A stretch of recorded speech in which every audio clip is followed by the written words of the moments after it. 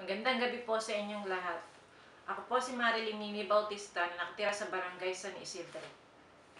Isa po ako sa administrator ng Tanayans OFW International na nakabase dito sa Toronto, Ontario, Canada.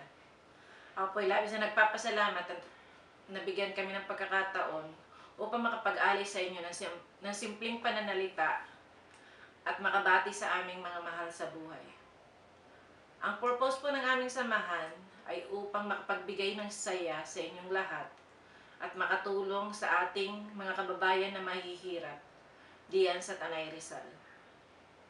So ngayon pong gabi, sana po'y mag-enjoy kayo ng panonood at bago po ako magpaalam ay gusto ko po munang bumati ng happy birthday sa aking pamangkin na si Gigi Jesuitas na siya pong representative ko diyan.